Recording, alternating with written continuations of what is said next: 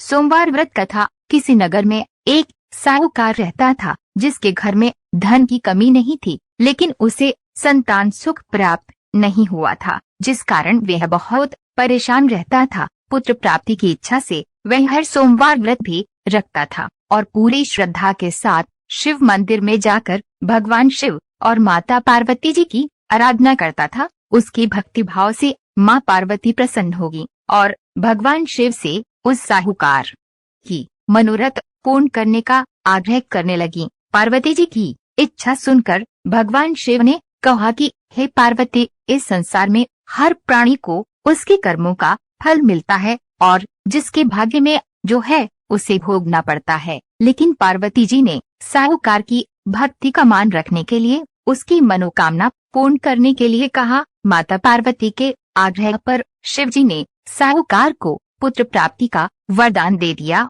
लेकिन साथ में ही ये भी कहा कि इस बालक की उम्र केवल 12 वर्ष ही होगी। माता पार्वती और भगवान शिव की बातचीत को साहूकार सुन रहा था, जिसे सुनकर न तो उसे कोई खुशी थी और न ही दुख हुआ। वह पहले की तरह ही शिव जी की पूजा करता रहा। कुछ समय के बाद साहूकार को पुत्र की प्राप्ति हुई। जब वह बालक 11 वर्ष का हुआ तो उसे पढ़ने के लिए काशी भेजा गया। साहूकार ने पुत्र के मामा को बुलाया और उसे बहुत सारा धन दिया और कहा कि तुम इस बालक को काशी विद्या प्राप्त करने के लिए ले जाओ और मार्ग में यज्ञ कराते जाना। जहाँ भी यज्ञ कराओ वहाँ ब्राह्मणों को भोजन कराकर दक्षिणा देते हुए जाना। दोनों मामा भांजे इसी तरह यज्ञ कराते और ब्राह्मणों को दान दक्षिणा देते हुए काशी की तरफ चल पड़े। रास्ते में एक नगर पड़ा जहाँ नगर के राजा की कन्या का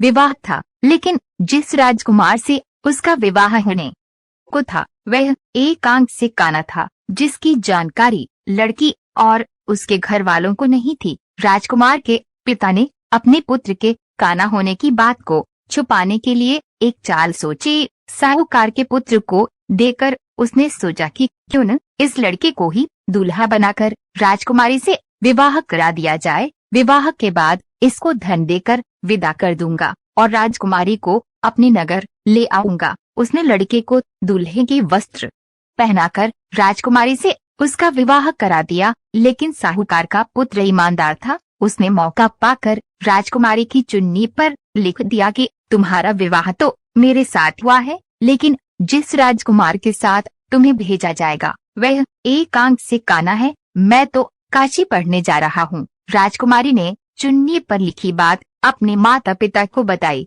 राजा ने अपनी पुत्री को विदा नहीं किया। दूसरी ओर साहूकार का लड़का कौम और उसका मामा काशी पहुँचे और वहां जाकर उन्होंने यज्ञ किया। जिस दिन लड़के की आयु 12 साल की हुई उसी दिन यज्ञ रखा गया। लड़के ने अपने मामा से कहा कि मेरी तबीयत कुछ ठीक नहीं है। मामा ने कहा कि तुम अंदर जाकर सो जाओ। शिव जी के वरदानुसार कुछ ही देर में उस बालक के प्राण निकल गए। मृत भांजे को देखकर उसके मामा ने विलाप शुरू किया। संयोगवश उसी समय शिव जी और माता पार्वती उधर से जा रहे थे।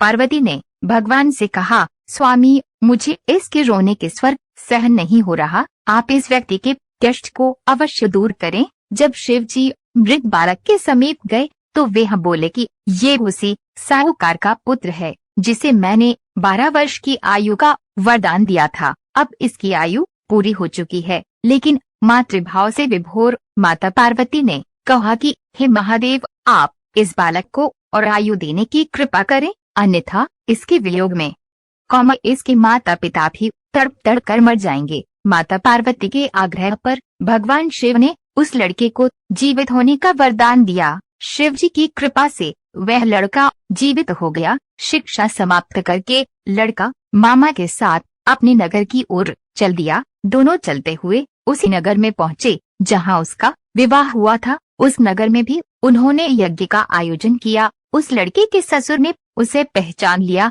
और महल में ले जाकर उसकी खातिरदारी की और अपनी पुत्री को विदा किया। इधर साहूकार और उसकी पत्नी भूखे प्यासे रहकर बेटे के आने की प्रतीक्षा कर रहे थे। दोनों ने प्रण लिया था कि यदि उन्हें अपने बेटे की मृत्यु का समाचार मिला तो वे अपने शरीर त्याग देंगे, परंतु अपने बेटे के जीवित होने की बात सुनकर वे बेहद प्रसन्न हुए। उसी रात भगवान शिव ने व्यापारी के सपने में आकर कहा, मैं तेरे सोमवार के व्रत करने और व्रत कथा सुनने से प्रसन्न होकर तेरे पुत्र को लंबी आयु प्रदान कर रहा हूँ। इसी प्रकार जो कोई भी सोमवार व्रत करता है या कथा सुनता है उसके सभी दुख दूर होते हैं। बोलो हर हर महादेव।